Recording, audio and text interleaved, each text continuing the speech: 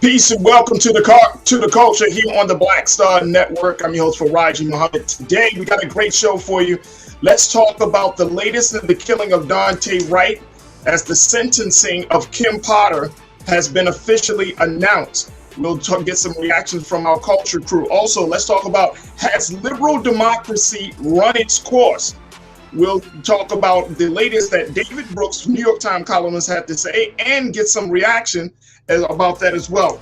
And at the 4 o'clock hour, we have an author chat with Majora Carter as she discusses in her new book, Reclaiming Our Community, as we look at the issue of gentrification. Later, we have a special segment called Telling Our Story, and I'm going to give you this week's last word. That's all happening on tonight's edition of The Culture right here on the Black Star Network. Let's get ready to rock and roll. Let's go.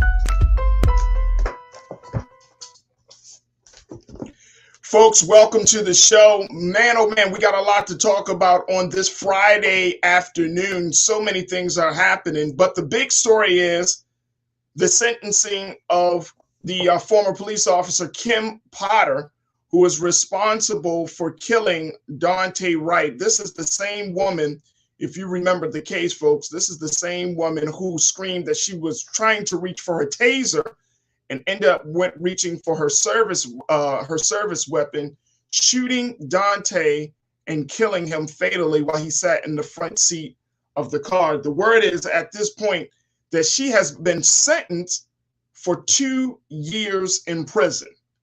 2 years in prison in the killing of this young man. And we want to jump right into the conversation, getting some reaction from our culture crew around this case. This is another high-profile police brutality case, another case where there have been a lot of questions. And I'm gonna keep it honest with you folks. At first, I did not think that she would even get convicted. But to see her get convicted and now being sentenced to 2 years, it's still a disappointment. It is a very, very big disappointment. I want to go to my culture crew. We're joined by Shaquia McKenzie, who is an activist and educator. And also we're joined by Bakari Jones, who is an activist and strategist, and getting both of their reactions to this breaking news story. Shaquia, Bakari, thank you so much for joining us once again. Good to see you, sisters. Great to be on. Thank you for having us. Absolutely, absolutely. When we talk about this former Minnesota police officer, again, she fatally shot Daunte Wright while yelling taser. We saw the footage of her saying taser, hearing taser, but then reaching for her service weapon. Bakari, starting with you, I mean, she's getting 2 years. And I know that a lot of people say that, to get any type of conviction, let alone a sentence, is hard enough for any police officer. But this still doesn't feel like the justice that I think that many people were hoping and seeking. What's your take on it? I'm in complete agreement with you, Farajii. I don't think it's the type of justice. I want to just also start by saying that I don't know that for anyone that's lost a loved one, especially lost a loved one through such a violent means, I don't know that there's a specific term sentence that anyone could serve that's actually going to appease that level of hurt and pain. Yeah. So just want to say that. So I don't know what the actual sentence would be, but I do think that it's more of what many of us anticipated. To your point, Farajii, I think, we were somewhat surprised that she was sentenced at all. But then to see such a mild, relatively speaking, sentence, it does just sort of feel like a slap in the face. So, I mean, I want to hear Shakoya's take on it, but to be honest, for me, these types of conversations, I think, are steering our country, certainly our city, more into the direction of restorative justice and what that looks like and what it needs to look like in the future. Yeah. Shaquia, what's your take on this? I mean, 2 years. She was initially, the Minnesota jury had initially found her guilty last year of first and second degree manslaughter. The first degree manslaughter charge carried a maximum sentence of 15 years in prison and or a $30,000 fine, and then a presumptive second sentence of 6 to 8.5 years, but the judge there, District Court Judge Regina Chu, opted to give Porter a lighter sentence than recommended by state sentencing guidelines. So what do you take away from this? As you and Bakari have said, I think it was a surprise for many of us who are used to watching these sorts of trials in anticipation of justice, or being disappointed again in that justice doesn't wave in the hand of the victim. It was a surprise that she was convicted. I do not believe it was much of a surprise, just as a fan of law and prosecution. The prosecutors did a great job in making the facts around this case very clear. I think the overwhelming evidence of and proof that she had been a training officer, not just an officer, that she should have known better, essentially. In short, she should have gotten the ruling that she did. The sentencing is quite surprising. She got 2 years and could have possibly gotten anywhere between 20 and 23 years. And it speaks to, that's huge. It just speaks to the overwhelming exception of due process for police officers in this country. This due process took place, but there's a sense of empathy and sympathy that is never extended to victims and the families of victims in the same way that it is for law enforcement officers. And I think any reasonable individual understands the pressure that police officers and law enforcement officers face each day. We're no way, when we see these rulings and we acknowledge them as they are, a slap on the wrist, we're in no way making excuse for the fact that they're human and they make mistakes. It's the fact that justice should be served as justice was not experienced by the victims of these cases. And we have just an extremely slanted judicial system where we have millions of offenders serving sentences that are laughable in the face of this one for nonviolent offenses. And so it just is a smack to the Black community, on the behalf of Dante's family, really immediate to his family, but it's a slap in the face. I mean, I think that's the best way to describe it, Shaquille. Just being a slap in the face, just because. And folks, you probably have been seeing it here on the Black Star Network. We've been running, those proceedings that happened earlier today. And once again, Kim Potter just started crying as she's, talking about, the quote unquote chaotic moment. Take a look at this video here, folks. It's hard to describe, or to have this level of empathy when things happen like this. And, you can kind of see in her body language how her shoulders are hunched over.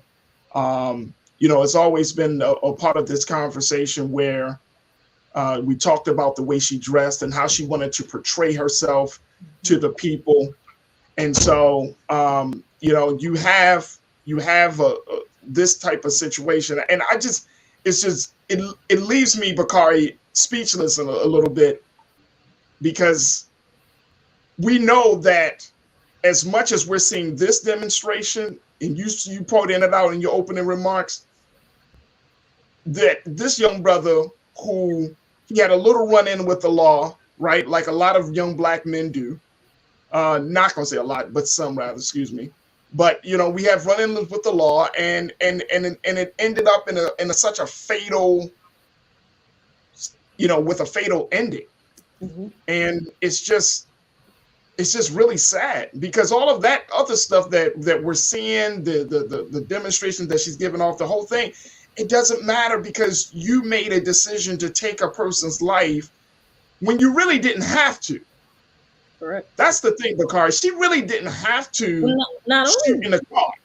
she not only did she not have to take the life, right? Again, she was a trainer, right? So there's just a different expectation when you are the person who's in a leadership position. And on top of that, you also have the fact that she endangered other people. And that was the piece that was super surprising to me in terms of the sentencing, is that I think that, to some extent, as Shakoya just said, that, the way that the prosecution executed their strategy, to find her guilty was executed successfully, but that the sentencing it was just all, very, very mild.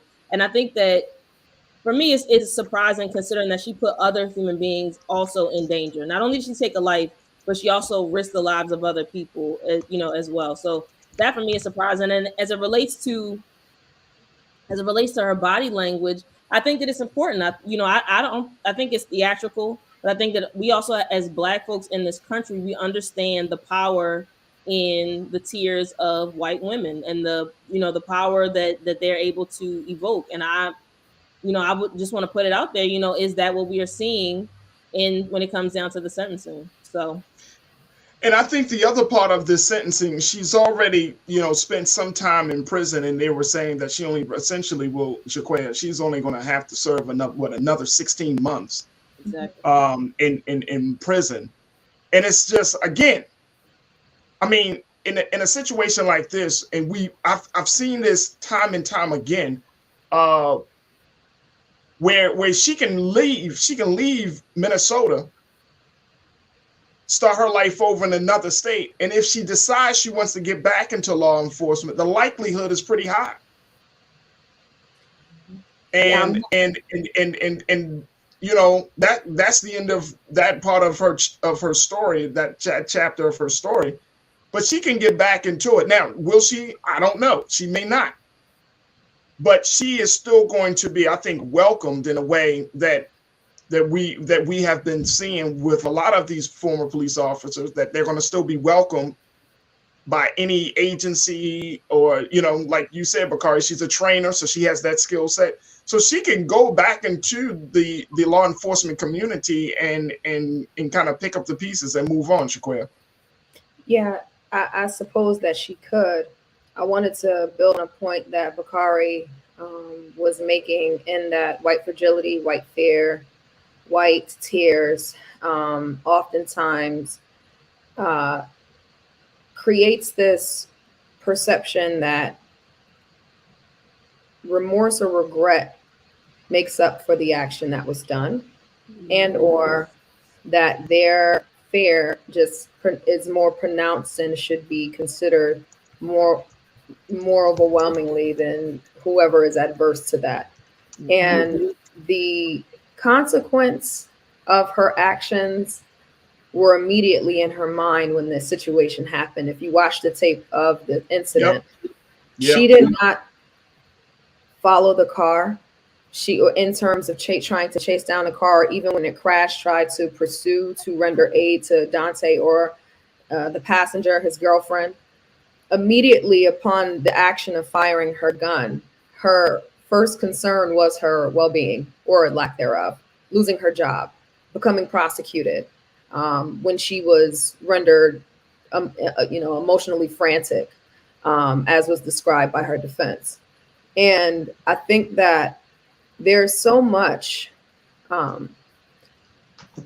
confusion and frustration in our community when these situations take place, when these cases play out the way they do, in knowing that not only is the assailant going to be forgiven to some means, if they're ever prosecuted at all, because in history's past, oftentimes they've not been prosecuted, but when they are, the opportunity for them to go on and live a regular life and live a life of fame and recognition, if you will, for individuals who are aligned to law enforcement officers or the extended bureaus and institutions such as the Federation of Police that oftentimes, exalts these folks to heroes. It's very frustrating. It's very confusing. We know what is at the basis of these type of decisions: bias. We know what is at the helm of power in terms of how these just sentences continue to take place the way they do. Judges and who's sitting on the bench, who interprets the law and essentially determines the outcomes of what will happen to people who commit crimes. And there is much work to be done, as we talked in our last episode when I was here, about grassroots organization to essentially really start to get behind who's sitting in these benches and why they make the decisions they do. There's a lot of work to be done in understanding that and in influencing change in that area. Shaquaya, I just so appreciate that point, and I don't think we can say that enough. You're right. We talked about it the last time, and we got to keep emphasizing it. This is something that I've heard Brother Roland often talk about, and I'm in full wholehearted agreement about. The fact is that these judges are dictating. I mean, of course, the role of a judge is to dictate how to administer justice, right, in sentencing and all of that. But the fact that, like, for example, this judge chose to administer a lighter sentence in this case, which goes back to, that level of bias that we're seeing coming from the bench. And we just aren't putting enough focus on the fact that these judges have such a big influence, that they are the ones essentially making the decisions on how these cases go. And so I think that is, we just can't forget about that. We just can't forget about that. Dante Wright's mom, Katie Wright, she went on record to say that today, quote, this is her quote, today the justice system murdered Dante all over again. This isn't okay. This is the problem with our justice system today. White women tears trumps justice. I'm just, to see that in 2022, we're still at this place. How can you not think about what has happened to, like Medgar Evers, and see how that cycle, that horrific tradition continues to happen? That if a white woman says that she is in fear of her life, and we've seen this with the number of incidences where white women use the phone and to call the police on black men who aren't doing anything. And we're seeing this constantly. And I think one of my big things is like, is there a time that we're going to get past this, Bakari? Are we really, really going to get past this? To be honest, Farajii, I'm not sure. I think I have to remain hopeful that we will, which is why, in my opening comments, I made mention of restorative justice. I think that we are at a point now where I think we also have to look outside of just some of the traditional justice structure that we are accustomed to. And I think, that will mean a lot of adjustments, a lot of slow moving conversations, which a lot of us do not want to have. So yeah, I would agree with you there. A lot of slow moving conversation. I definitely would agree with you there. Look, I'm gonna take a quick pause. When we come back, we're gonna just play a little bit. We're gonna play the what was said in court today from Kim Potter, her tearful, quote unquote, tearful apology. So we're gonna have that when we come right back. Stay with us, folks. It's The Culture here on the Black Star Network.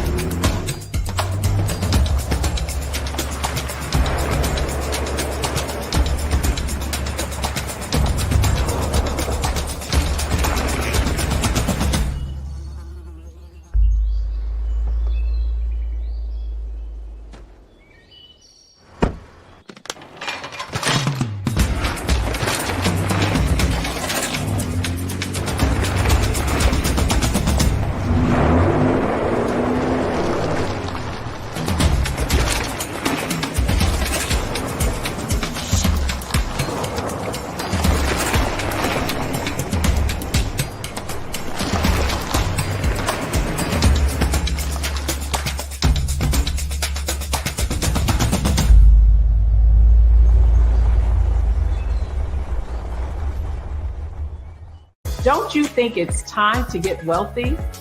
I'm Deborah Owens, America's Wealth Coach, and my new show on the Black Star Network focuses on the things your financial advisor or bank isn't telling you. So watch Get Wealthy on the Black Star Network.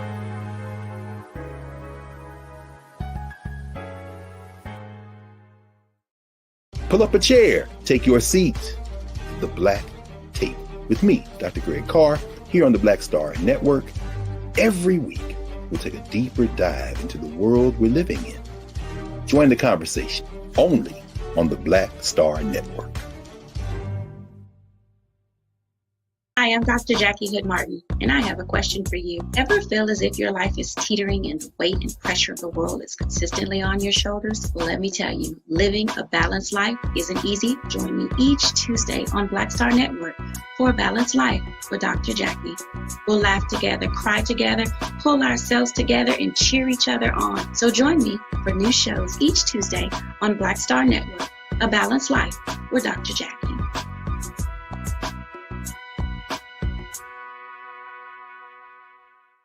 Folks, Black Star Network is here. Oh, no punches! I'm real revolutionary right now. Support this man, Black Media. He makes sure that our stories are told.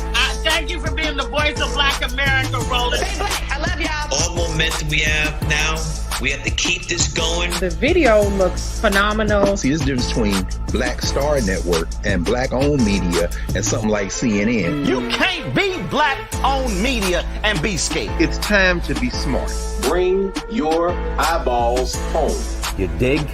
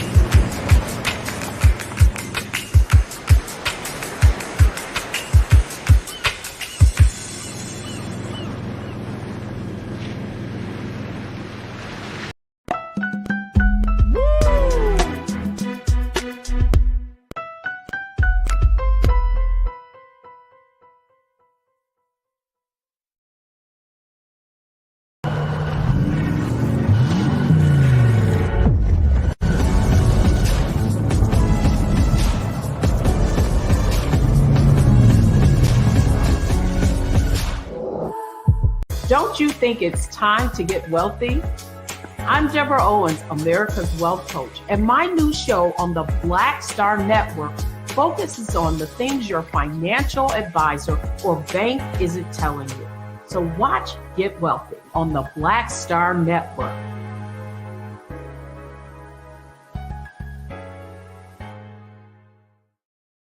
Hi, I'm Dr. Jackie Hood Martin, and I have a question for you. Ever feel as if your life is teetering and the weight and pressure of the world is consistently on your shoulders? Well, let me tell you, living a balanced life isn't easy. Join me each Tuesday on Black Star Network for a Balanced Life with Dr. Jackie. We'll laugh together, cry together, pull ourselves together, and cheer each other on. So join me for new shows each Tuesday on Black Star Network, A Balanced Life with Dr. Jackie.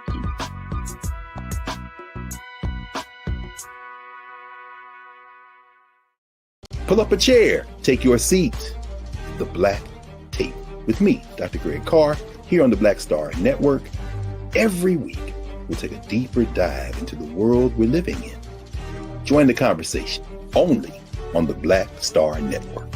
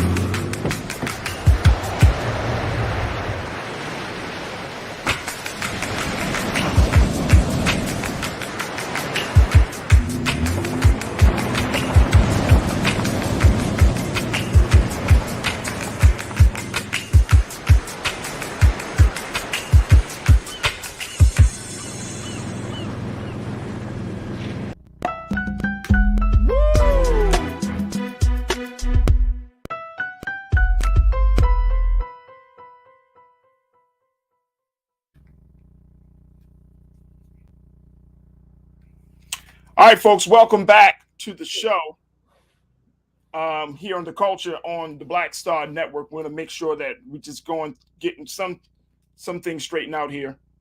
So, folks, we've been talking about this latest situation around Kim Potter. This is the former Minnesota police officer that had killed Daunte Wright. And we want to play for you just a little bit of what was said at today's sentencing hearing. Check this out.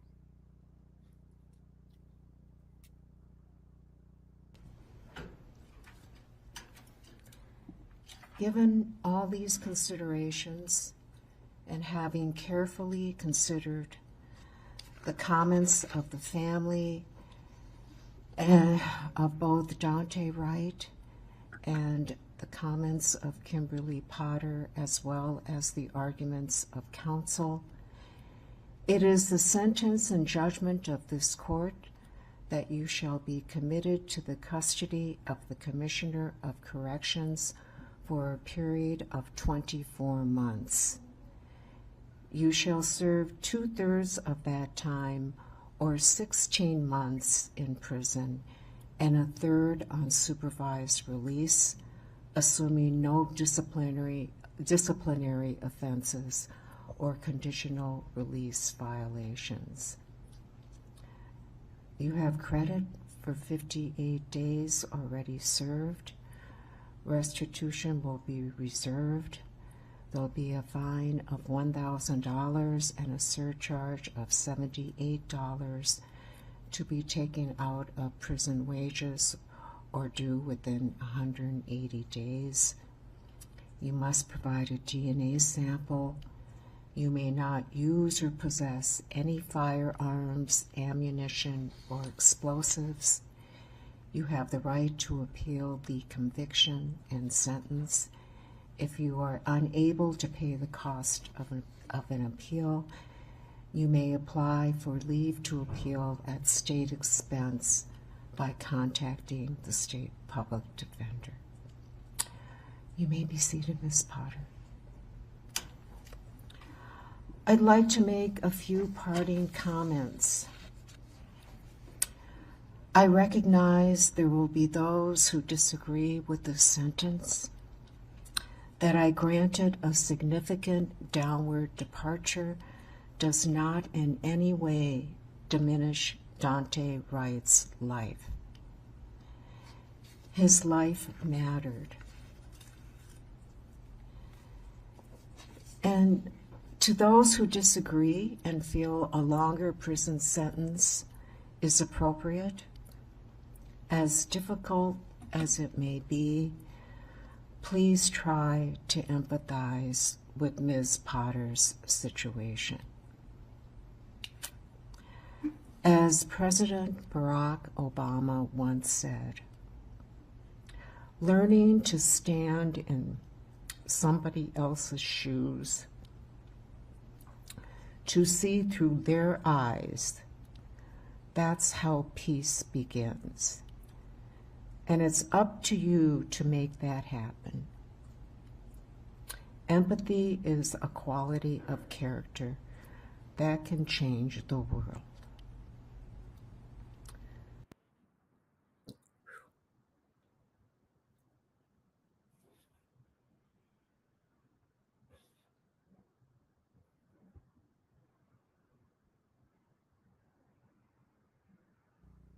Folks, that was Judge Chu as she read the sentencing of Kim Potter, who killed Daunte Wright while in the line of duty. Bakari Chikwaya, I am disturbed by that one. You have to excuse my body language because I was really having a moment. I didn't hear the latter invocation of the Barack Obama quote when I watched the segment of the ruling earlier. And it just invokes in me, again, so much frustration. And I am a bit speechless, so you may want to come back to me. But when I see the invocation of Black leaders, when there is something evidently done wrong to a Black person, yep,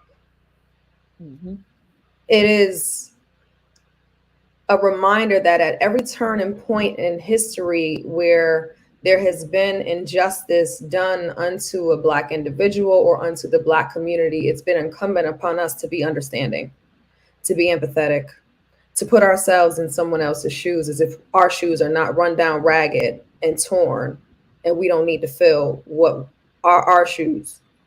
It's not okay to feel what we're feeling. We have to extend our feelings to others. And it's, to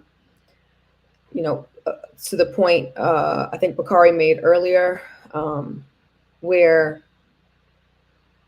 clearly implied by the body language of Potter and her defense attorneys, I want to assume they anticipated this sort of ruling and sentencing, especially because they petitioned for a shorter prison sentence, and not even prison and probation, because of her wonderful record and evident contrition, I think was the term they used, because she feels bad. That's enough that I can say for now. Yeah. It just leaves you speechless. I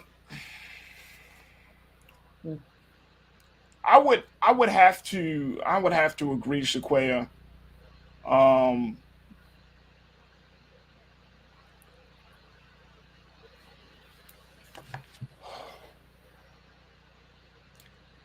Bakari. It's offensive. It's thank you. It's very offensive. It's offensive, right? When Barack Obama did not say that in that context, in this context, like you can't. So one of our followers on Facebook, one of our watchers on Facebook, Janelle, she said, quoting Obama out of context is now as popular as quoting MLK Jr. Like, you can't do that. You can't talk about empathy and I know what the next step is. You know it, and I know it, Shaquay and Bakari. You talk about empathy at the court. You talk about forgiveness as soon as she walks out of court. Mm-hmm. And you can't talk about that. I think Judge Chu was absolutely wrong in invoking that sentiment during this sentencing. That is absolutely wrong. That right there just speaks to bias. Oh, and just no taste. The irony of that, right? Just that not being empathetic, right? Because in order for you to use that, and please forgive my laughing and my smiling. This is not a joke to me, but it's one of those things that's so infuriating that on some level it's kind of like that's my reaction. Like you have to be joking, you know. Surely you jest. And so for me, it's. I think it's ironic for her to have used that quote, and I think what you were just mentioning, Farajii, in terms of using Martin Luther King's name essentially in vain, right? If we just want to spell it out, it's like you're using the name in vain. You're evoking the name in vain, and I think it's offensive. And I just don't think it's appropriate, right? That was not the context that that quote was said within. So, and I think that to use it, you could have used a quote about empathy from so many other people.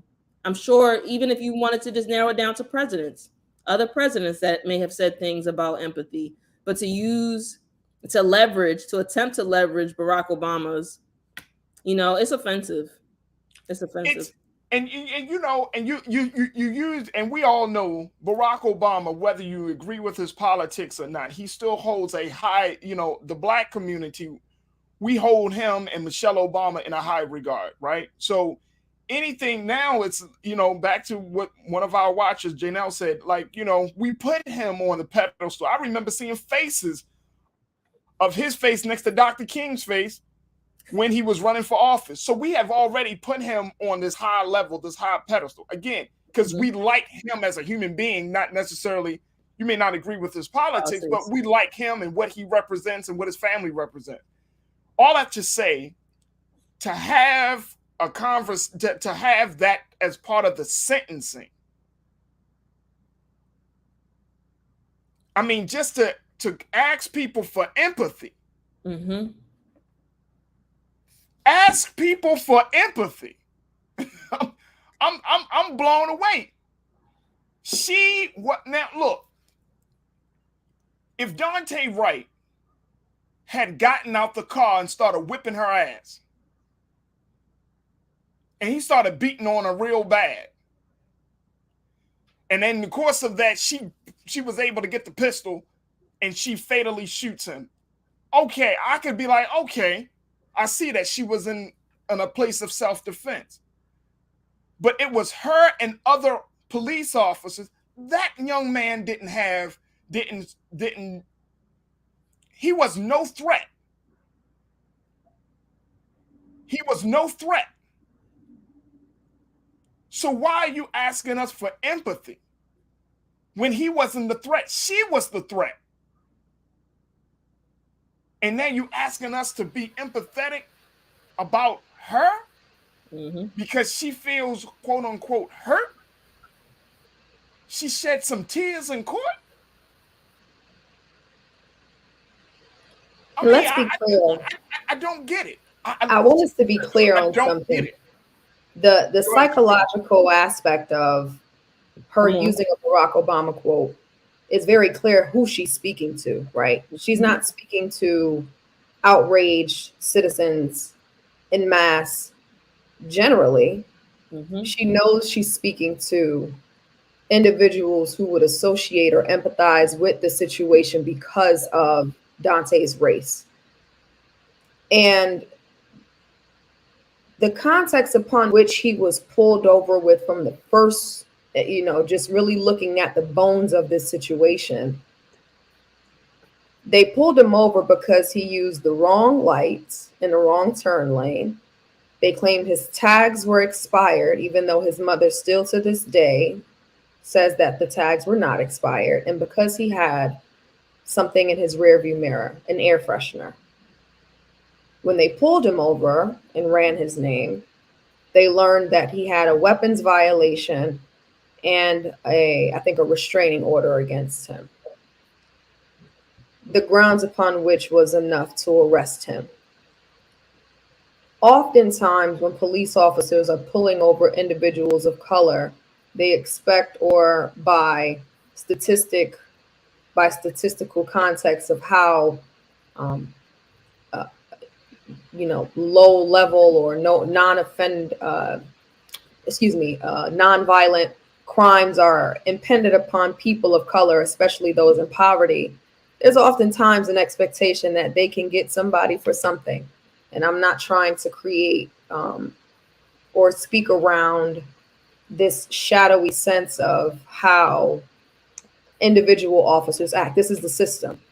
Yeah. And this situation and how it played out,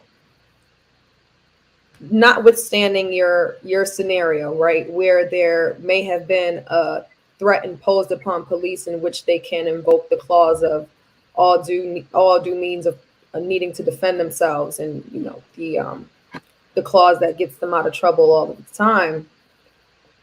You had a situation where she made a mistake. A training police officer who has been in authority for decades at this point made a mistake and pulled a gun instead of a taser.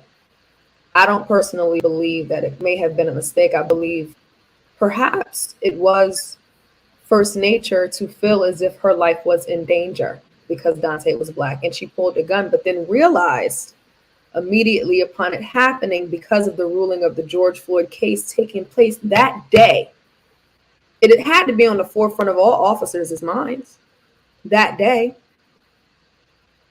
Derek Chauvin was in court to have his sentence ruled that day. Mm-hmm. So when she pulled the trigger and realized that she shot him, her first and immediate concern was not for him, it was for her.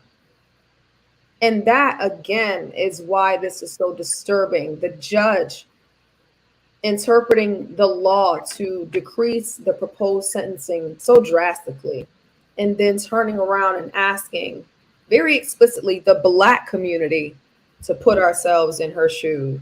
Come on, man.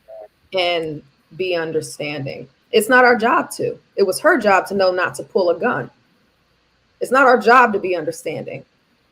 And the more and more that it is an expectation for us to be understanding, the more we erupt at the seams in our communities of when something happens. And then when the Baltimore Freddie Grays, when these situations happen, when you see chaos and anger, it again is incumbent upon us to remain calm.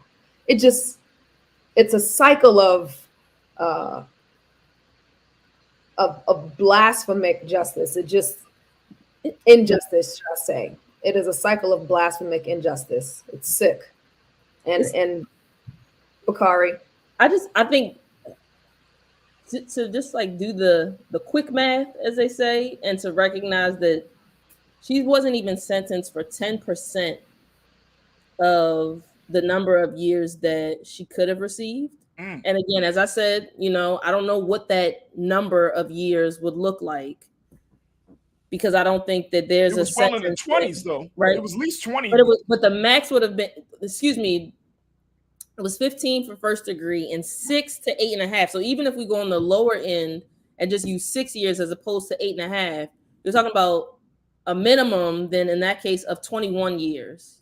And she got 2. So we're not even at 2 years and 2 months. We're at literally 9, maybe 9.5%, not even 10% of the years that she could have received. So it's a slap in the face.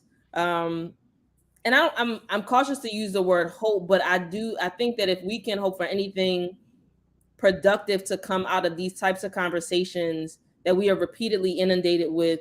One is to be able to take refuge and to take a step away from the amount of trauma that we are ingesting by looking at not only just the killings, but also the sort of replay, the emotional trauma and psychological trauma that we had to experience by sitting through, and listening to the sentences. Yeah.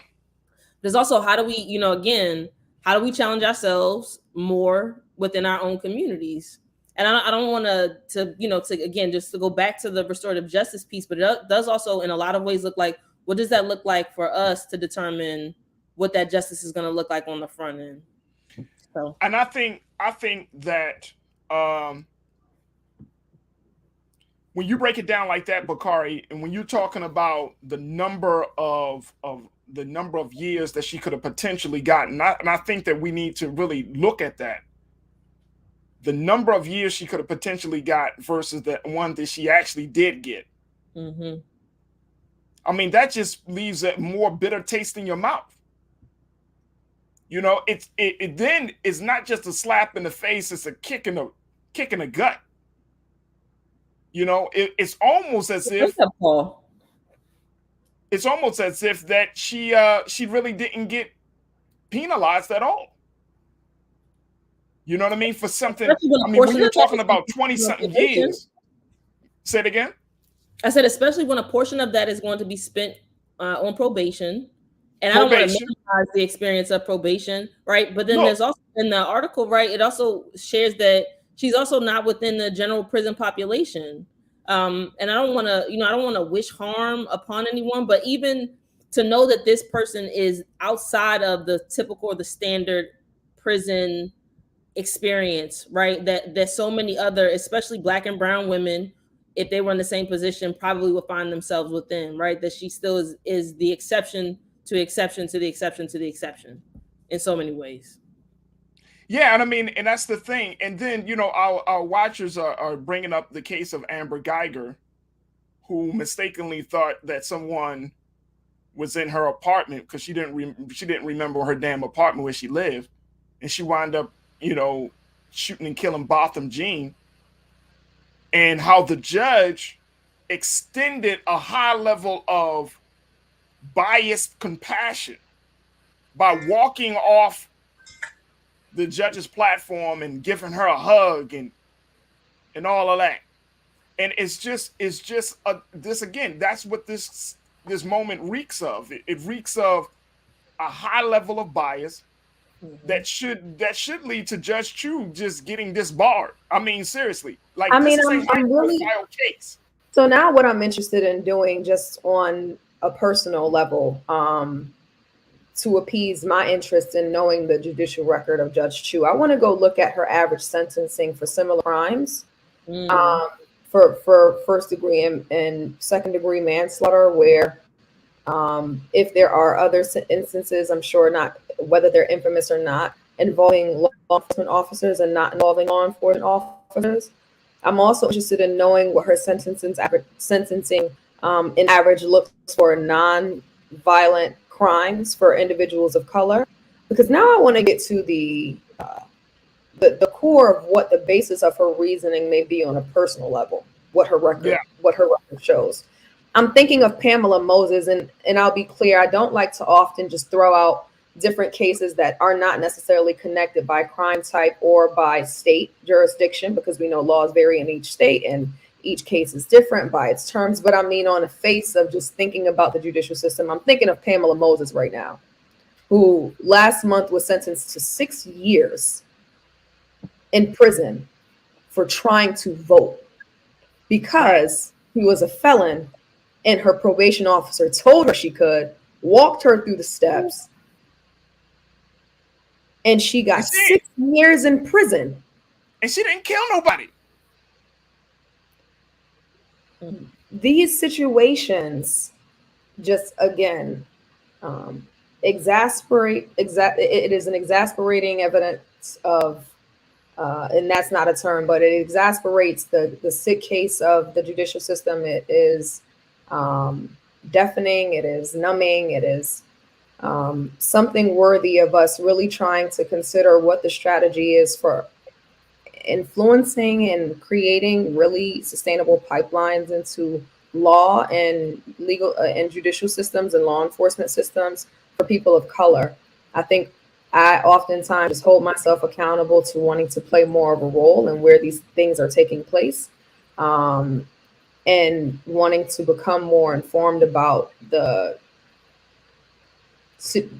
situational aspects of individuals who are running for judicial offices. Oftentimes, most people don't pay attention to the judges on their ballots when it comes to local and state elections. And I hope that this is a reminder for people that you absolutely have to pay attention to who's sitting on the bench, right? It matters whether it's a famous case or whether it's Paul down the street. The background of these individuals matter so significantly to what happens when bad goes wrong, when things go wrong, when bad happens. Yeah. And I mean, and I'm wondering, Bakari, as we, have all experienced this moment, I'm wondering from an activist organizer's point of view, Shaquia has been talking about checking the, let's look at the history. Let's look at let's get people more informed about who these judges are that to sit on these benches. But, what would you recommend that folks do to get themselves engaged? And I mean, we may not be able to prevent the next Dante Wright incident because, we might not be there. But I think our response to this is in our control. So what would you recommend? How do we move forward? And I'm not talking about forward like forgetting, but forward like using this as a point of reference for the next step of the movement. I think that, in a lot of ways, I think it looks like finding ways to be engaged locally. Leaders of a Beautiful Struggle, which is here in Baltimore, they created I want to, please forgive me, I don't want to completely butcher it, but I believe it's a legislative scorecard. And I think that we are in a position now where we have access to so much information, but to be honest, we don't have, I believe that we don't have the full capacity intentionally to fully digest that information. So I think that if we are able to, one, support financially, right, becoming sustainers of organizations like LBS, to be able to support and fund their work, to be able to create tools for us to use and to leverage. Because I think, right, to Shakoi's point, we need to do the research. We need to know the ins and outs of each of these judges, but who among us will have the capacity, right? Collectively, we could do the work and strategize. I don't know if that looks like an app where we're able to swipe like you would on a dating profile that's right or left, whether they're in or out, so that we know and we are understood about how they stack up, how they line up.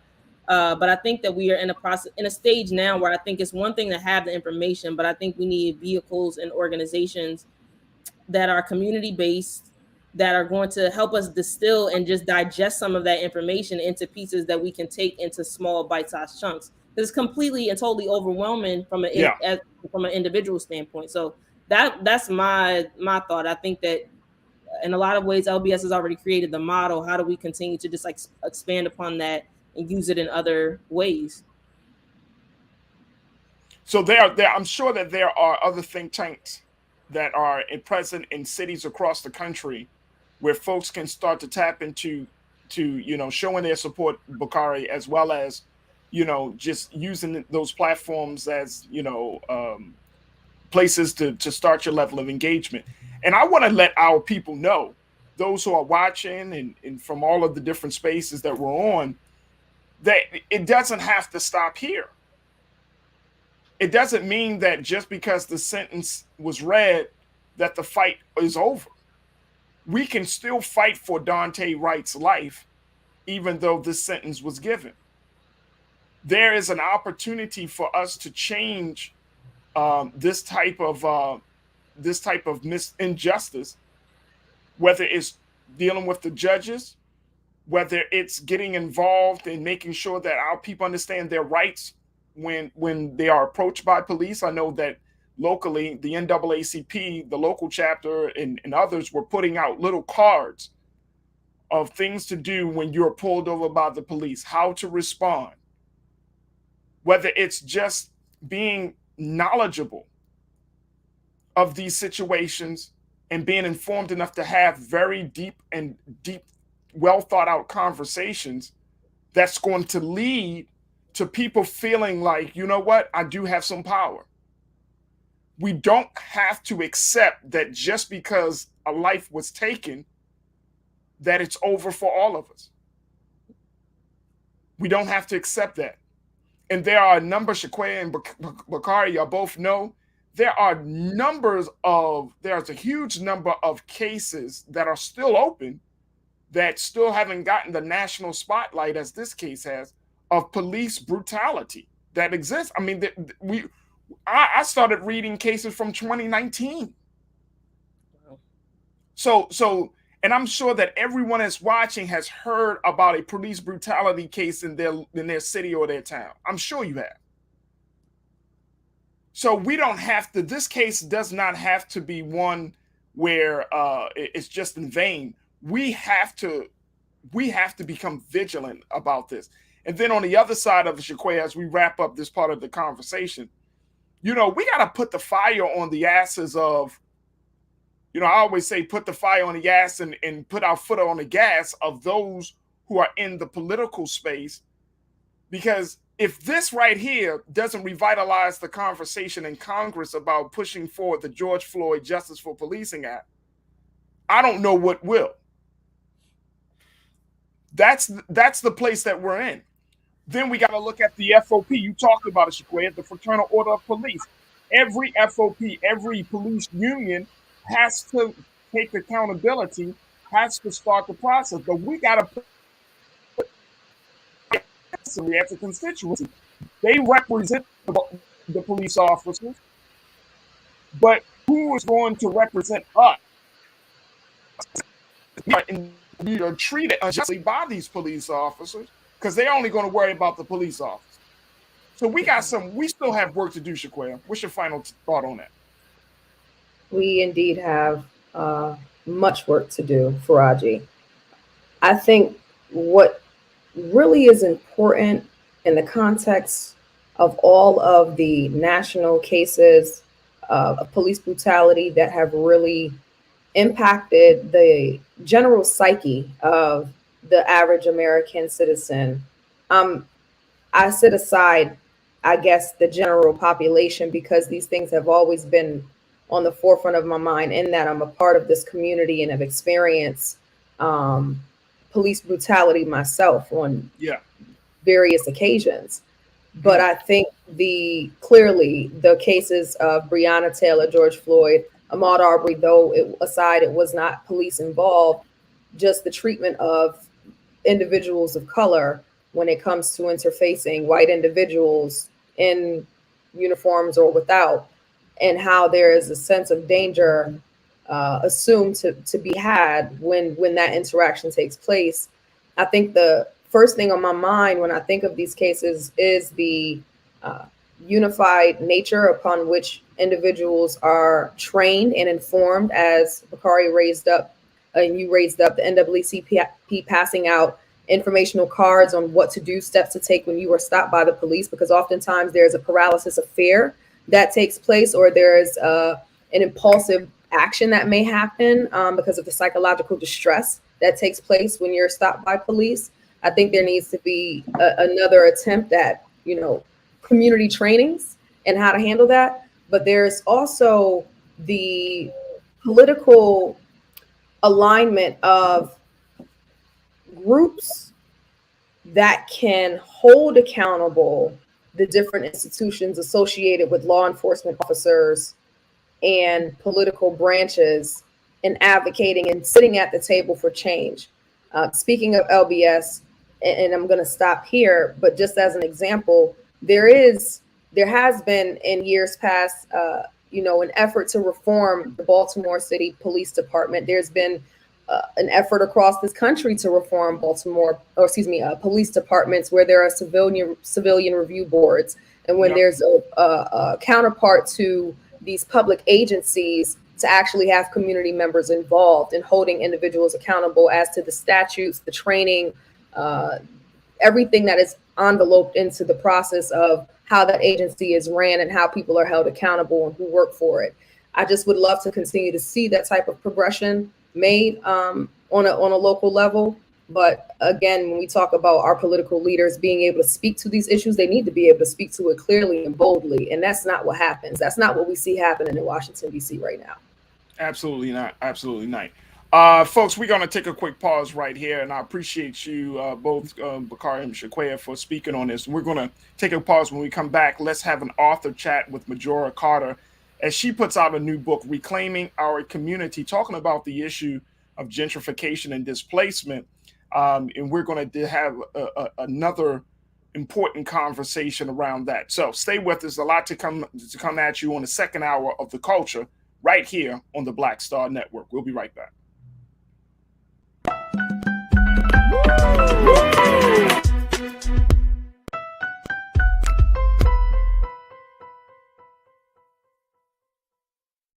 Pull up a chair, take your seat. The Black Tape with me, Dr. Greg Carr, here on the Black Star Network. Every week, we'll take a deeper dive into the world we're living in. Join the conversation only on the Black Star Network.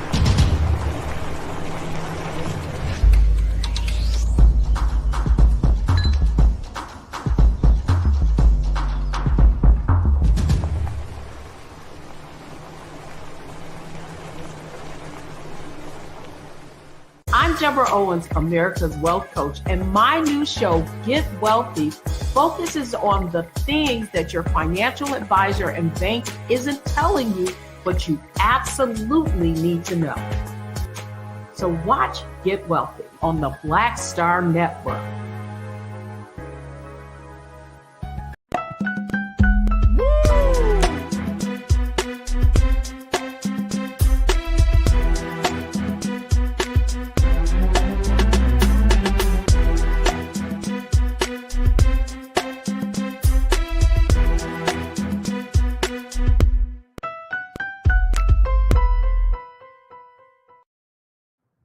Folks, welcome back to the show here on the Black Star Network.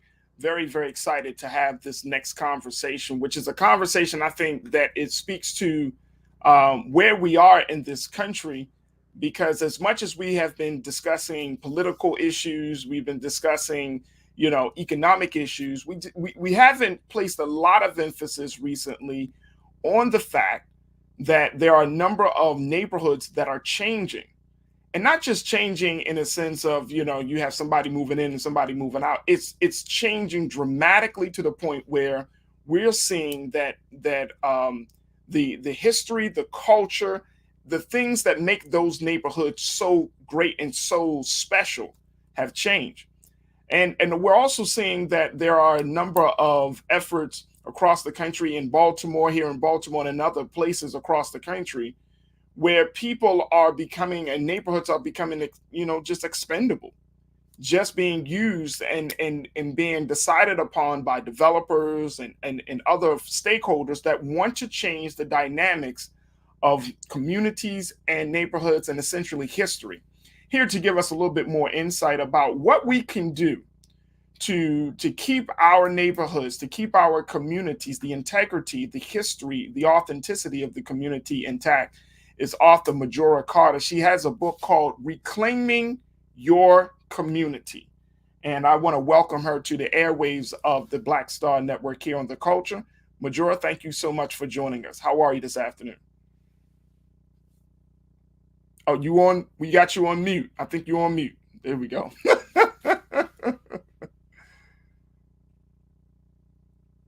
It's all right. There we go. Majora, thank you so much for joining us. How are you this afternoon? I'm amazing. Thank you so much for having me. Absolutely, absolutely. Majora, let's talk a little bit about this this work that you have put out, and of course the issues around it. In a few moments, I'm gonna bring back my culture crew, Bakari and Shaquaya. But you wrote this book, and it's a powerful book, Reclaiming Your Community. You don't have to move out of your neighborhood to live in a better one. That's pretty straightforward there. Yeah, exactly. The title says it all. Right. And what was the inspiration for this? What was the impetus of you writing this piece of work? Really, so first of all, I'm from the South Bronx, born and bred, still live here, and I grew up during the literally the burning Bronx, like when landlords were torching their buildings. My neighbor was on the nightly news, where folks were looking at this place as like literally the poster child for urban blight, something that I never forgot. But as a bright kid, I was one of the ones that was led to believe that you will measure success by how far you get away from our communities. And I obviously was not the only one. And there are communities like ours all across the country. And so this book was written literally as a way to respond, to the idea that like our communities, that, we need to move out of our neighborhoods to live in better ones. And we want to challenge that through what we call a talent retention approach to community development, which is literally about acknowledging that reclaiming our community involves retaining the talent that was born and raised there, that's already there, in order to improve our surroundings and our own economic future. It is very different from gentrification, which literally involves, outsiders coming in to change the community for their own purposes and to suit their own needs. Absolutely, absolutely. So when we're saying that when you're talking about reclaiming it, words matter. And we're in a time where we are hearing people say, we want to get this back. Like, for example, we want to take our country back. When you're talking about reclaiming, is it a reclaiming in the spirit and in the sense of, hey, you're not allowed? Or is it reclaiming saying, look, I was here first and you are certainly welcome to be here, but you're going to respect the history and you're going to respect the members of this community when you get here? It is the exactly that. Because right now, when we say reclaiming your community, it involves the fact that recognizing that there's always been value in our communities, but it also acknowledges the fact that we often don't see the value in it, but while we're there. And for example, people like to think that, or often will say that, oh my goodness, a neighborhood's changing when you start to see things like doggy daycares or cute cafes in our communities, right? But gentrification actually starts to happen long before that. It starts to happen when we, as community members, believe that there's no value in our community, as evidenced by the fact that so many of us will sell early and cheap to what we now know are predatory speculators that know there's value in our community and are banking on the fact that we don't know it. And that's why we've seen, so like in my own neighborhood here in Hunts Point in the South Bronx, we've watched, we've unfortunately seen the fact that our home ownership rate has dropped over the past 20 years down to less than 7%. Almost all of those sales, have been cash sales, closing really quickly, like often within a week, by predatory speculators and the holding companies that they represent, essentially separating, people from our community from the wealth that home ownership can create for their families for generations. And I could say that in full authority because my family was one of them. Unfortunately, I'm the youngest of 10, or not. Unfortunately, I'm the youngest of 10. I'm happy to be honest. But I'm of a family of 10 kids, right. And my dad bought our house, back and I talk about this in my book. My dad bought our house in the late 1940s. Here he was, a Black man, a Pullman porter who couldn't get a loan, right? So for $15,000, he won that in a racetrack. plunked it down on the house that literally raised us all. But the second when both my parents passed away, I could not convince my siblings to hold on to that asset to pass down, because they were just like, it's cute what you do, Majora. You do this community thing, but but that neighborhood, nah, this is the place, for me. It's like, we should be happy anybody wants it. It was kind of like that. And so my family is not alone in that. So, I'm wondering, Majora, first and foremost, how long ago was it since that your parents' house, how long ago since your past? It was sold back in 2005. Yeah. 2005. 2005. And of course, now that house is now worth 3 times what it was sold for. That's what I was getting to. Yes. That's what I was getting to. That a lot of times, and this is no shade on your brothers or your sisters and your family, but a lot of times we just don't have that long-term vision to say, hey, if we buy, since we invested in this property, this is a hot area in the city, I think we need to hold on to this. Well, to be fair, it wasn't a hot area, right? At the time, it was definitely not. And we're still like on that trajectory. But and seriously, it's like, my family's not unique. But what we're dealing with, is the fact that we don't see value in our communities. And so many of us are not led to believe that there is. When I think about, the nonprofit industrial complex, and that so much of it is in, what we call low status communities, not because they're people that are in them have are horrible and of a low status. It's more like inequality is simply assumed both inside and outside of the community by people who live in it and people who are looking in on it. And because of that, we tend to devalue everything that's in it. It's one of the reasons why we like to, if we so quote unquote make it, it means we make it out of our neighborhoods, and we are into somebody else's neighborhood. Exactly. And it's just sort of like, why do we keep doing that? I think we can definitely talk about the history of the legacy of white supremacy and how it impacts us. And we start thinking that nothing associated with us is all that great. And that's real. But that's why the act of reclaiming your own community is so important right now, because we need to recognize that this is something that is within the ability for us to do. But first, we've got to have the mindset that this is something that we should be doing. And I think the other part about that is you bring it up in your book, creating a culture of reinvestment from the inside. Mm-hmm. Like yes. that you want people to see the value of where they are, not just on the inside of them as a person, but just on the inside of us as a community, to take a step back and say, wait a minute, there is some gold under, there are some diamonds underneath this pile of coal right now. We just need to mine it. And I'm wondering, how do we start to mine that first in the thinking of people to see the value of who they are and where they are, before we even start talking about let's moving out? How do you unmine those diamonds? I got my start in community development as an environmental justice activist, right? We were struggling against waste facilities and power plants constantly being put in our communities. And one thing that I realized early on when I got started is that there are people in our communities are really kind of dejected about the fate and the state of their communities. So you've got to give them something to look forward to.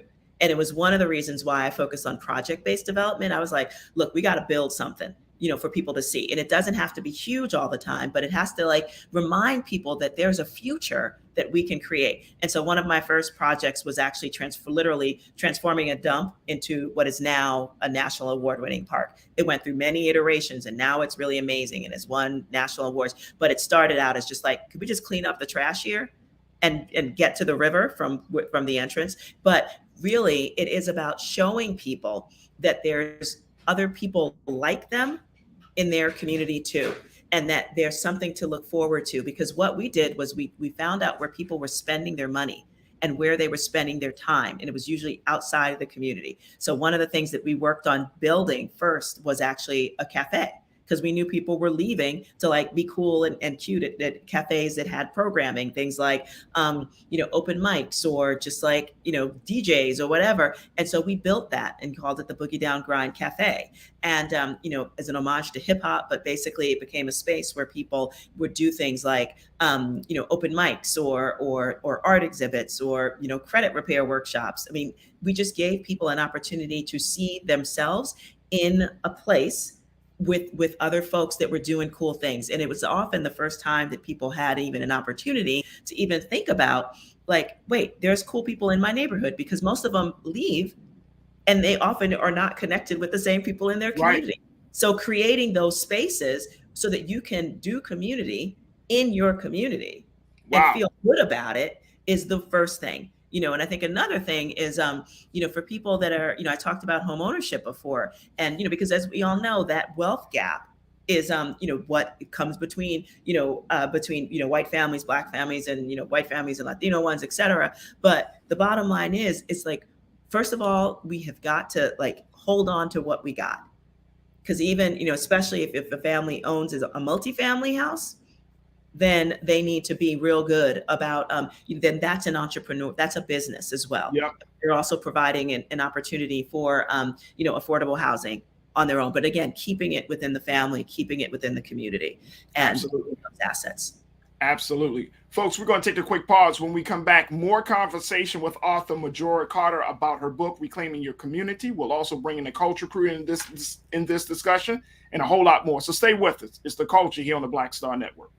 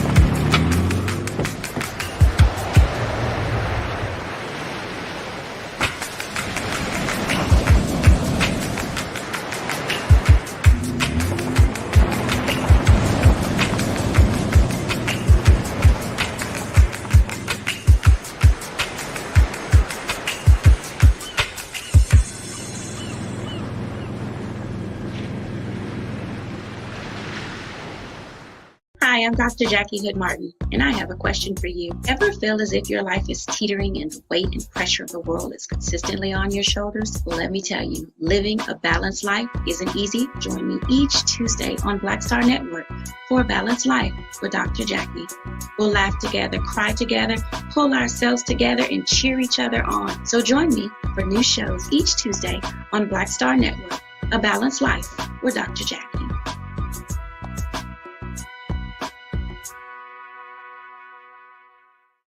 Pull up a chair, take your seat.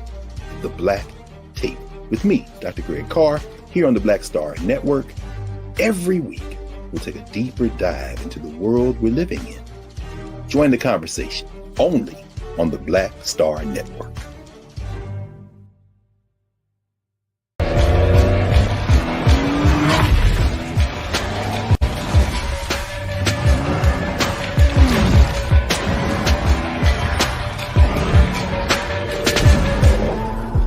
Folks, Black Star Network is here. Oh, no punches! I'm real revolutionary right now. Support this man, Black Media. He makes sure that our stories are told.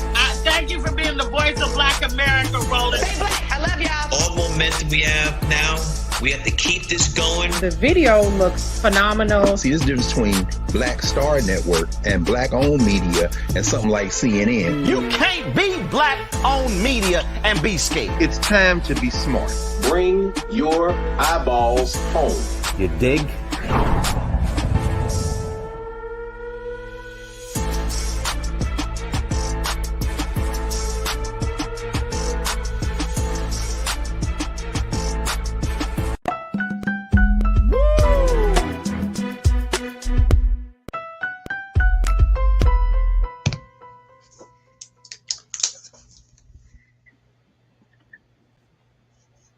All right, folks, welcome back. We have been talking to author Majora Carter, the author of the book Reclaiming Your Community.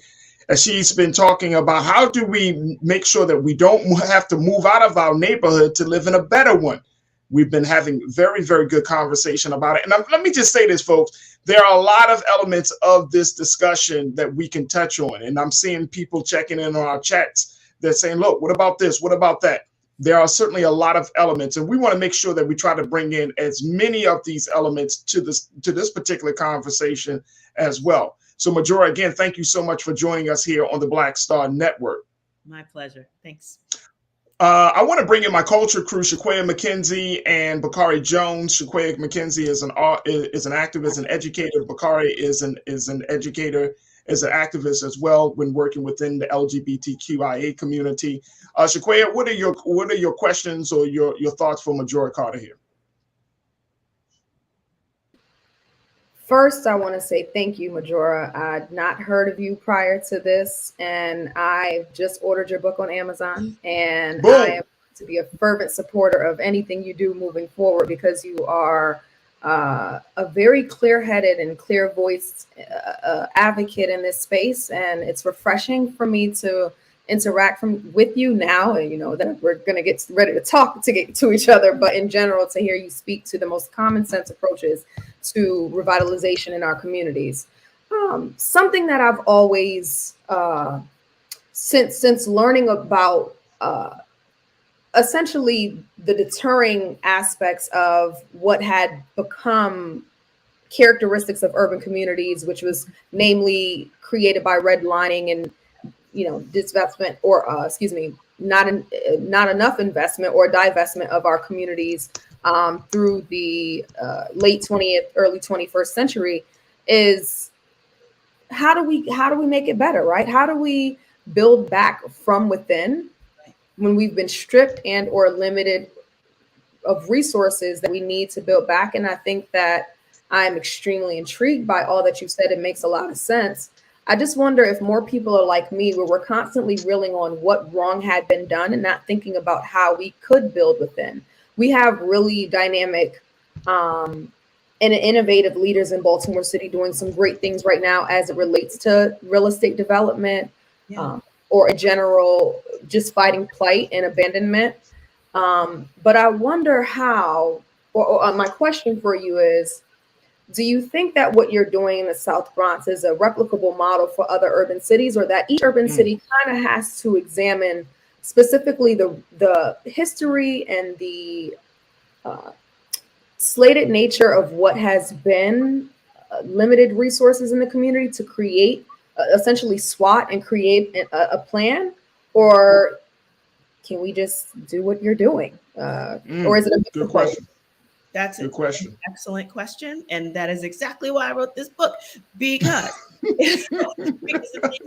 we may have different communities, honestly, but literally the issues that you talked about, from redlining, it's just like the impacts of 400 years, of a very selective way that low status communities were dealt with, and then you layer on top of that systemic racism. Yeah, it's honey, it's the South Bronx, it's in Baltimore, it's Oakland, it's everywhere. It's honestly even in the hollows of West Virginia, in poor white coal mining towns. It's like this is the Native American reservations, you name it. As long as it's low status and in those places where inequality is assumed, it's assumed. And it's treated that way by the nonprofit industrial complex, by our government, and there are people who will benefit from it. But it's never the people in those communities. Correct. Ever. So Correct. Yes, in short, it can happen.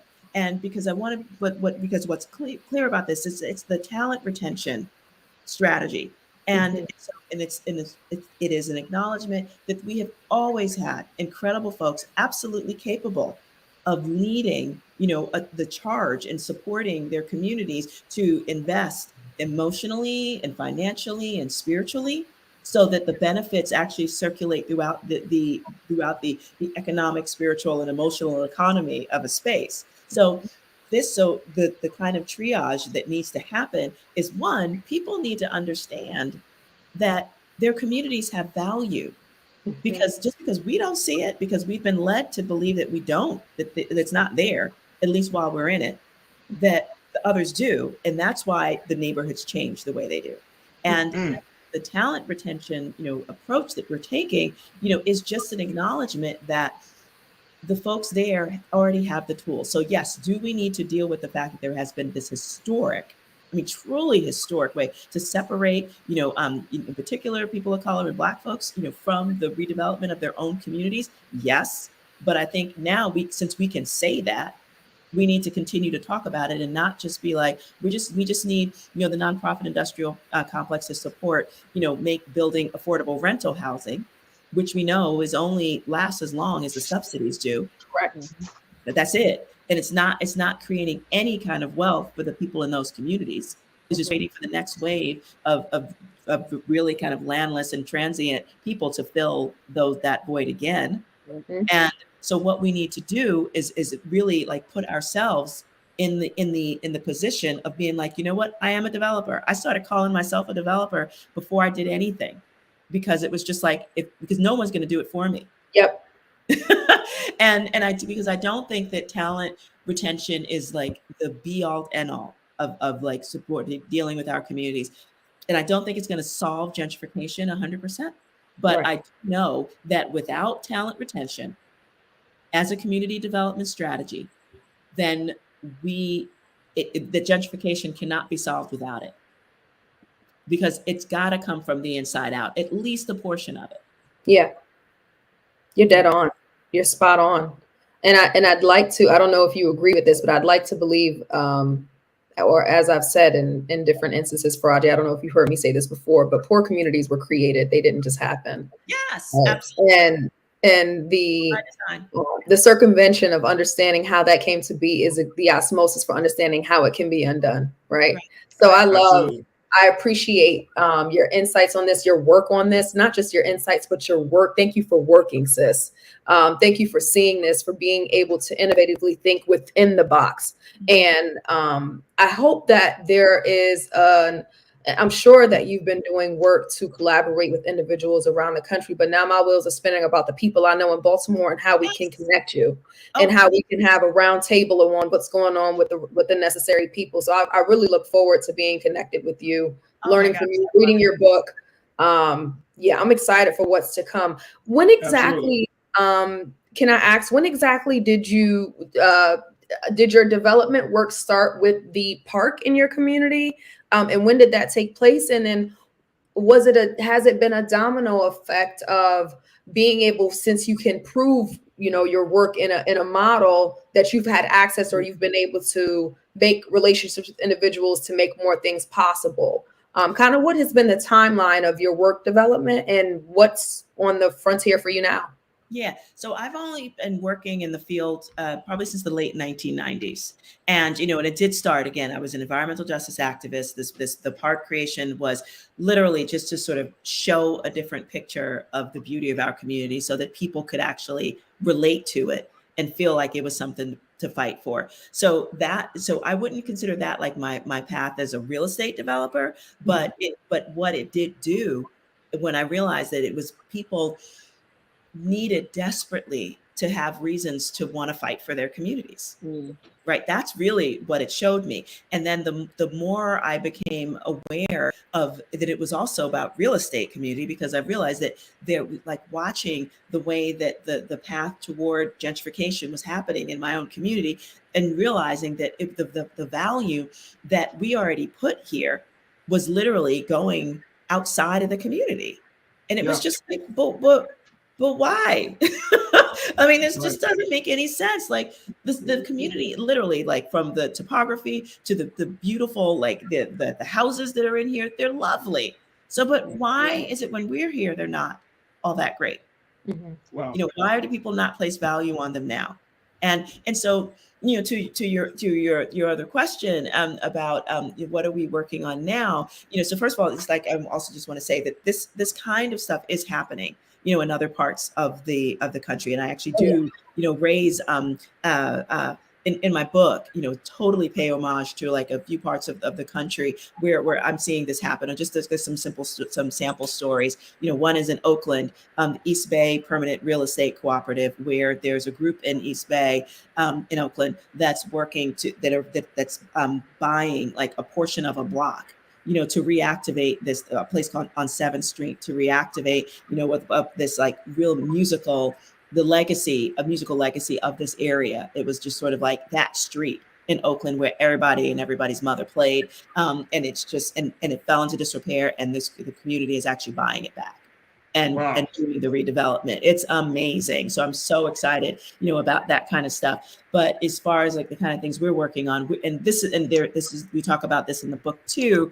And so we bought a little piece of land, or acquired actually an old rail station that was the reason why my family is here, and because my dad was a Pullman porter, and he, then they were hoping to apparently the railroad company was planning on reactivating rail service through that station, and my dad was like, "Oh, that's my line," so that's why he bought the house that he did, because he wanted to be able to walk to his line. Didn't reopen, but that's okay. But now his baby daughter bought this, acquired this building, the old rail station, and we're transforming that into an event hall.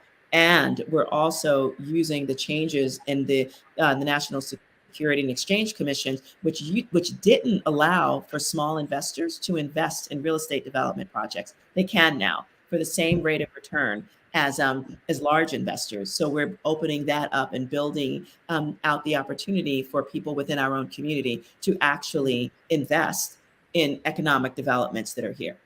That's awesome. I want to bring Bakari. I want to give you an opportunity to pose your question for Majora Carter. What's your question on you? What are your thoughts? Oh, thank you, Majora. Just one for, again, as Shaquaya said, thank you for writing this book, and thank you for sharing space with us today. You have my brain just buzzing all over the place. So I'm excited to have this conversation.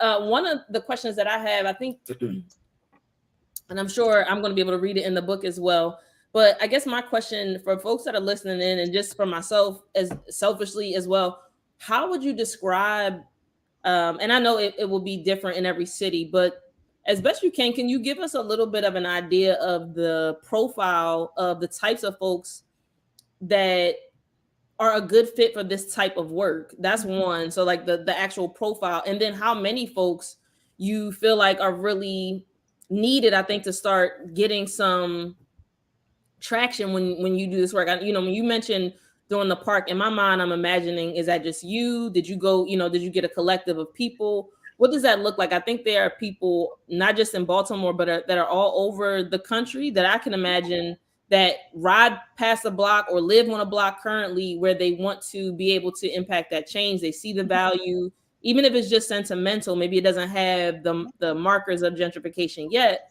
They understand the value, but they're not clear about the amount of capital that's required, whether it's, the cash or the sweat equity that it's going to take to start making some of this change. So if you can, I would love to hear you just kind of speak to sort of what it takes, whether it's like just the actual dollars that are required to start moving the needle in this type of work, the time commitment, just what does that look like to start being more engaged? Yeah, I mean, thank you for sort of expanding the idea of what capital can be, because it's not always money. Sometimes it's like, the influencers, in a community just deciding that this is an idea that needs to happen. And then capital will follow. Yep. But it really is about, like, is this the passion that people have to see change in their own communities? And to be quite honest, literally when I first started with that park, I maybe had like 5 people who were interested in seeing this, because there were so many other problems, that even most of the social justice organizations were just like really, not like education, and you're talking about building a park, really? We got to stick a stake in the ground. We got to show that our land could be used for something else. And they were like, you go do that. And I did. And then they were just like, and then it was their idea, and that's good. I'll be straight up. So they just chose not to bother me, which was wonderful. But what you want to do is like, recognize that, not everybody's going to become a developer, and that's fine. But when people do, when they decide to like open up a business, in the community, people can patronize them, right? They can recognize that this is a part, that the support, the cyclical support of people in our own community by people in our own community, that's a really important step to take as well. Because not everybody's going to be like in everything all the time, and we shouldn't expect it. But we can create, the kind of, I think the longing to see us all succeed if we put it out there. And I'm telling you, when I was opening up the cafe, again, it wasn't like, a huge popular success when it first started. This wasn't. But in part because people hadn't even seen a cafe in our community since I was in high school in the 1980s. Like we just didn't have places like that. And so to see it was almost kind of like, what is it doing here? And who did it? And, why is it here? And there was a lot, in some cases, folks were just like, it must be like some white people, who put this thing there. And it was just like, no, it's just Majora from around the corner. Like this is like locally owned. And but now it's the kind of thing where people have discovered that, they're not alone. And I think that's the real sense that we're trying to bring with this, and trying to use this book as a way for our communities to have conversations about like, what do we want in our community? Why do we think that we've got to move in order to live in a better one? Can I keep my family's house? Can I consider that? Whereas before, a lot of people weren't even thinking about it. Right. And now we literally just conversations that we hear in my own neighborhood. Like I'm seeing the impact of that. And I am so grateful. And I honestly feel so blessed that I can literally point to things that have happened. People who, because of the example that we put out there, folks are like, I can start a business here. I can start a business, period. And which makes me really happy. And just like, I'm going to stay in my family's house. Can I just share a beautiful story with you that came out? No, Majora, you can't. No, you can't share no story. But as a result, I gave this book to, rather someone bought the book and they saw it, read it, and they were just like, and this woman, out in Jersey had literally gotten into that, that 3-day period before you sell your property. It's a grace period so that you can, and either buyer or seller can stop the sale. And so she was in that period. She had read my book in one sitting and was just like, what am I doing? Like, I'm literally selling my child's inheritance. Wow. And Majora. Yeah. And decided. I got a question about that. And I think that speaks first and foremost. I mean, people are just so excited about what what you're bringing to this conversation, especially about, ownership. I think that inheritance piece is critical, right? Yes. Because we're in a space where you, like you said, when you say you made it, that means you made it out. You running far away from your roots, even though you say, oh no, it's in my heart. It's not on your bank. It's not on your land. It's those things. So I think that it's important that we still emphasize the importance of owning property where, we grew up in, or where we came from, because most likely that property is not just going to go up in value financially, but it's something to pass on to the next generation within our families. Yes. And our great grandparents, they understood that. Mm-hmm. They did understand that. Somewhere along the line, we decided, we chose not to continue that tradition. But I do have a question in regards to community land trust. We've had a number of folks in our chat that have brought that up and say, hey, what about community land trust? Where does that fall in this whole conversation? I'm not an expert on community land trust per se. Okay. It's one of the reasons, and I think frankly, in the way that they've often been used in communities like mine, it's usually for a community purpose, and it's not like the land, or it actually has equity that's going, or excuse me, that that there are even homes on top of it, so that the equity can be built up for people within that area, so that they're actually building equity too. But that's why I really love the idea of the permanent real estate cooperative out in Oakland, because that's exactly what they're doing. Like, they're taking the best parts of community land trusts and building it out. But I think we should also, I'm not throwing any baby out with the bathwater at all. So we should really explore all of those things. But I think also in particular, look at different ways to build equity in our family so that we can pass that on. And yes, when done well and done in a way that actually allows folks to do that, you can do that with community land trust. But I don't think it's a complete,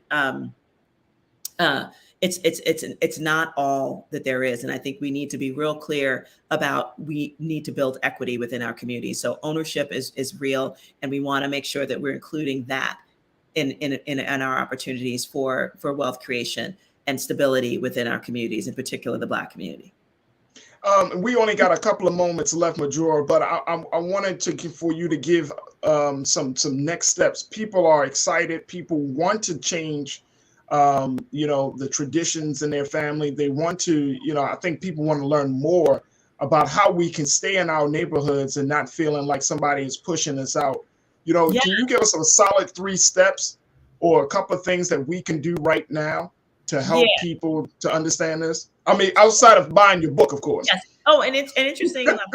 Do buy my book and buy more than 10 copies. So if you've got like a neighborhood association or a book association or a book club, and you buy 10 or more books before March 1st, I will personally Zoom into your book club. I mean, depending on where you are, I might be able to come visit you in person to COVID, be damned, hopefully. And, I'm happy to do that too. But if you buy them before March 1st, and we can schedule it out into the year. So it's not like we can do it. We have to do it right now. But I'm delighted to do that. And I'm doing my first one tonight, which I'm super excited about. But I think one of the things you want to do is number one, and this is going to sound sort of goofy, but just take a second look at the neighborhood that you're in right now and start thinking about what are some opportunities for you to sort of think about reclaiming. Like, is it the development of a business? Is it staying in your family's house? Is it, talking to somebody else who you think might be interested in selling so they don't sell to a predatory speculator?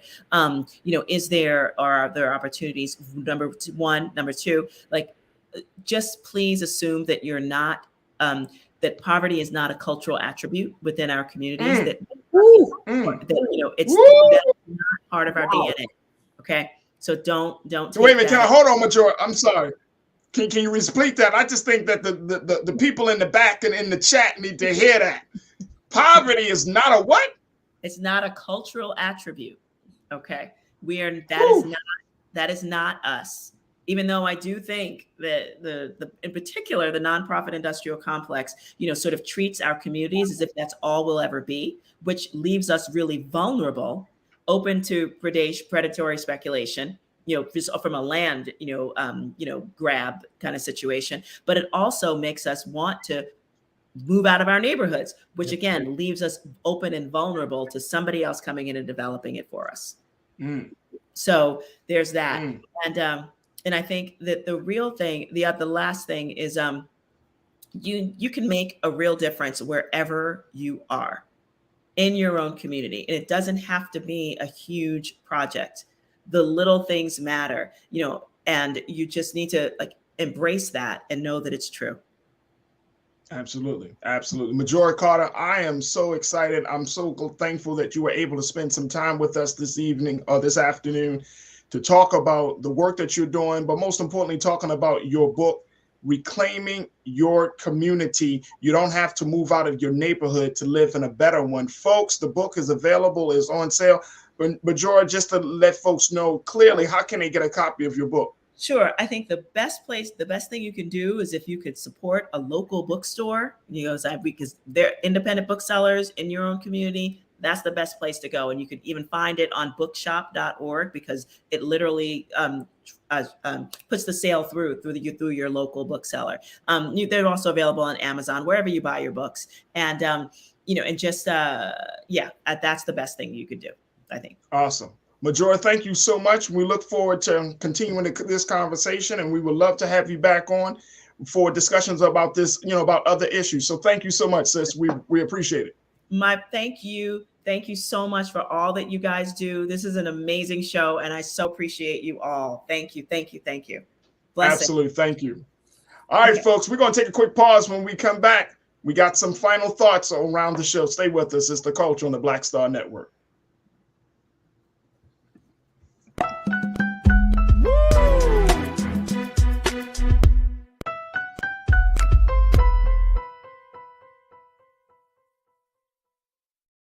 Pull up a chair, take your seat. The Black Tape with me, Dr. Greg Carr, here on the Black Star Network. Every week, we'll take a deeper dive into the world we're living in. Join the conversation only on the Black Star Network.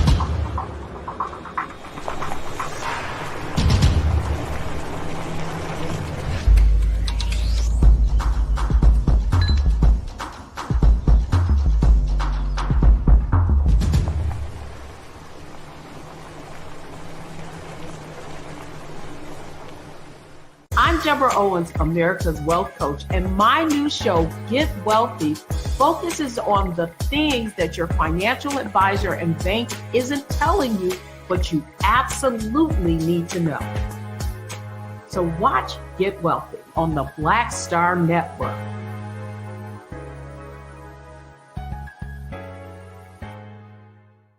Folks, Black Star Network is.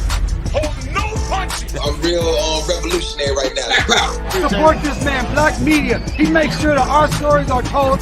Thank you for being the voice of Black America, Roland. Stay black. I love y'all. All momentum we have now, we have to keep this going. The video looks phenomenal. See, there's a difference between Black Star Network and Black-owned media and something like CNN. You can't be Black-owned media and be scared. It's time to be smart.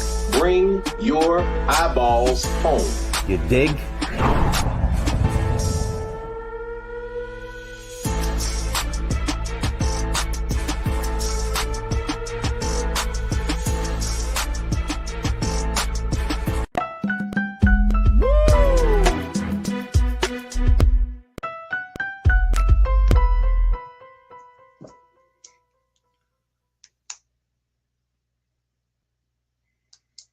All right, folks, welcome back to the show. Let me bring my culture crew back in here, Shaquaya McKenzie and Bakari Jones. First and foremost, ladies, y'all were a little bit too excited to talk about housing. Well, in my mind, Farajii, I'm going to be a lawyer, a real estate developer, right, and a leader in the tech industry. I've got my mind on all these things all the time. So whenever I hear someone who's really deep in stock in the work, it's exciting. And I mean, I can't wait to learn about more of what she's doing through her book and hopefully through a personal connection. Absolutely. Absolutely. No, y'all were fantastic, and I appreciate the questions and the sentiment. So that is what's up. Now, as we wrap up the show for today and for the week, I wanted to bring some things to light, speaking about the beauty and the power of the Black woman. If you did not know, folks, I like to call this segment Telling Our Story, because I think, Bakari, it's important that we tell our story. Now, there is a new biopic that is going to be airing very soon, featuring the beautiful one and only Viola Davis as FLOTUS. I'm not talking about Joe Biden. I'm talking about the one and only Michelle Obama. Check out this new picture, this new film. How do you really feel about being First Lady? In 4 years, I don't want to look back and think What did I become living in that house? It is my great honor to introduce to you the First Lady of the United States. Oh, still got it. Never lost it. The First Lady has to be a special kind of woman. I can't have you backseat driving. They want to turn me into a Black Martha Stewart? I will pick my team, choose my causes, understood? You knew what you were getting into. You kept your political dreams a secret from me. I'll be here for you. But I am going to be myself. My hands are tied. Don't push me off. I am your wife, not one of your girlfriends. You are the husband of a wife who has a mind and a life of her own.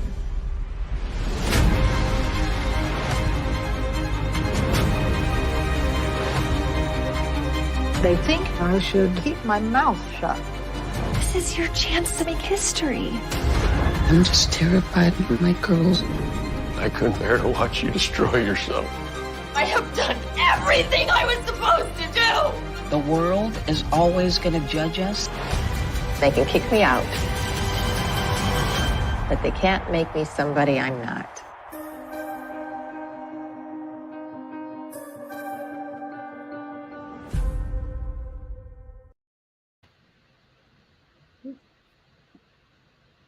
So I'm excited to watch. I'm extremely excited to watch. I'm I think that Viola Viola Davis. Oh yeah, huge Viola fan. And I was a little nervous about what her interpretation and the way she'd come off in terms of, you know, how we kind of castigate people. I don't know. I'm gonna speak for myself. Once people play a certain role, I kind of always see them in that role unless they shatter it. And something else they're given. And I can see her playing Michelle so authentically in that trailer. I mean, it's just all of that. It's like to play someone who is still alive currently. I feel like that's a whole nother level just in and of itself. So I'm excited to watch. I think that I'm also looking forward to just like hearing all the like behind the scenes stuff that she has to share her interview. Michelle had to be there, right? Like, I'm assuming Michelle had to be coaching her through this role. I imagine. And then I'm like, how much does she? I know she's the type of actor in general who, you know, I'm sure she's like deep in her study. You know, she's probably looking into all the footage, all of the behind the scenes context about Michelle. This is all interesting. I'm looking forward to it. This is April. It was Women's History Month, but April will cut it. So. Yeah, this is great. I anticipate, I hope I'm not being biased in saying this. I anticipate that all of the women will play their roles well or have played their roles well, in so much that, you know how some people can stick out. I don't want to say Viola's going to stick out because I believe Michelle Pfeiffer, they all look like they did an amazing job. But because of the contemporary nature of our FLOTUS, I think this is going to be great. Great. I mean, first and foremost, I have to be honest with you. I never thought that I would see Viola Davis play Michelle Obama. I just never thought, like, you know, physically, you just don't think, oh, well. But then when I saw this, I was like, ooh, yeah, okay. Now, of course, this film is through the lens of all of the, you know, first ladies of different presidents, and talking about their ups and downs, their achievements, and at the same time, some of the tragedies. But I think it's a powerful. I think this is going to be a very powerful thing, and it's interesting that we have not seen Michelle Obama, and I know we talk about it, but I don't think we've really seen it on screen to put Michelle Obama in the context as those previous first ladies. You know what I'm saying? Like Michelle Obama to us, I mean, we grew up watching her going into office, so we have a different lens that we see her through. We see Barack different, but when you stack her up against, okay, Miss Betty Ford, you know, Nancy Reagan, or the wife of you know, Eleanor Roosevelt. When you start to put her in that context, it brings it says a lot more. It says a lot more. Bakari, what's your take on that? Farajii, both of us are excited. Are we having a watch party on the channel? I mean, I'm excited to watch. I have a lot of respect for Michelle Obama. For me, I love food. I mean, I know we all care about food to some extent. We need it to survive, but I think in terms of her initiatives that are around the things specifically that Black and brown people have immediate access to, which is food and how we move our bodies, those are the things that I was like super excited about as it relates to her, just her legacy that she's leaving behind. So I'm excited to watch and engage and see how this contributes to, some of the positive light that's shed on Michelle Obama. She still is talked about because of the color of her skin, but she's a brilliant woman who happens to also be the FLOTUS. So our forever FLOTUS, I'll say. So our forever FLOTUS. Our forever FLOTUS.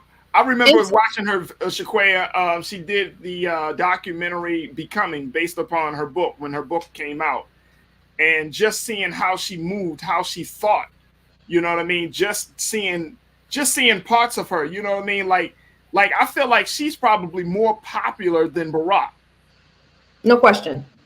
You said no question, right? Because she didn't have to be in such a contentious role, to be fair, and also because of her evolving grace. I think whether you are a person of color, a girl of color, a woman of color, or a man of color, or aside from that, just an American, you were proud of a woman that held herself with strength, with grace, with someone who was discernibly them own selves. She didn't seem like she ever compromised in who she was, or compromised in how she wanted to be represented. And that clearly was a part of the trailer there.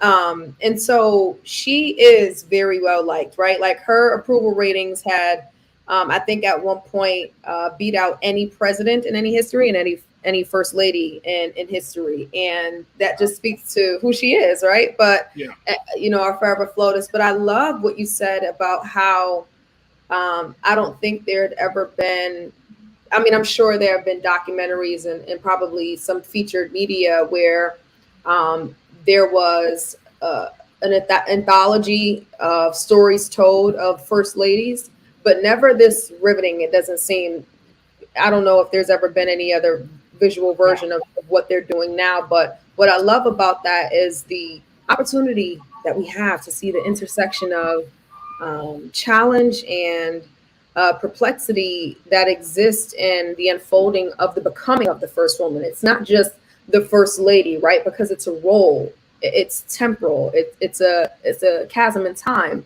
but it's the evolution of the person prior to them being in that seat in office, and then thinking about their legacy and the road ahead and what they like to do. And clearly with the work that Michelle and Barack continue to do, it seems was very intentional and mindful of that. And so I'm interested in seeing how they captured that in the biopic.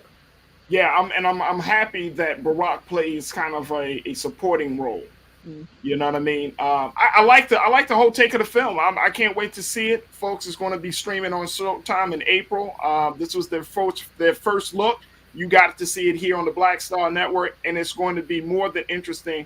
And I think that we should, once it comes out, I think we should really have some much deeper conversations about the power of the woman in the White House, right? Because a lot of, like you mentioned, Bakari, we in Shaquaya, that both, a lot of times we say it's just a role, but they are actually determining and dictating policy, especially for children, and that's something that we have to keep in mind. Like the first lady is almost like the first mother of the country.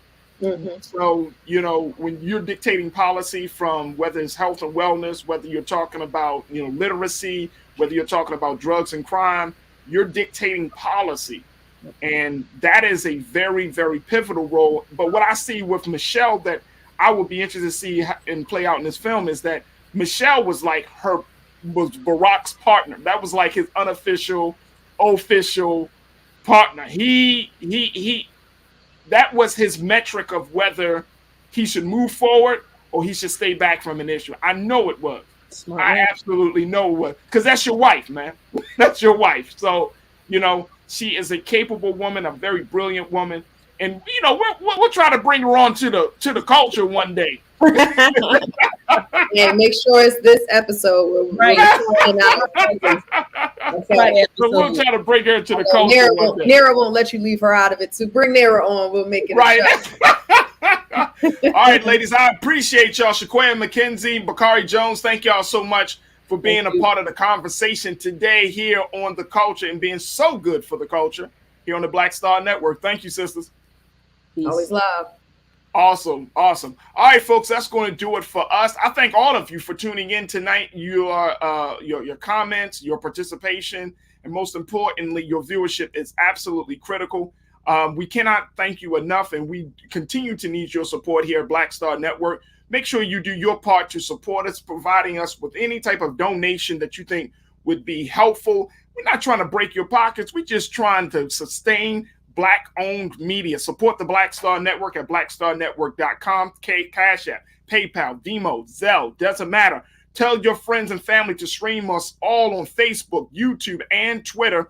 And we're on all platforms, Roku, Fire TV, Xbox, Android TV.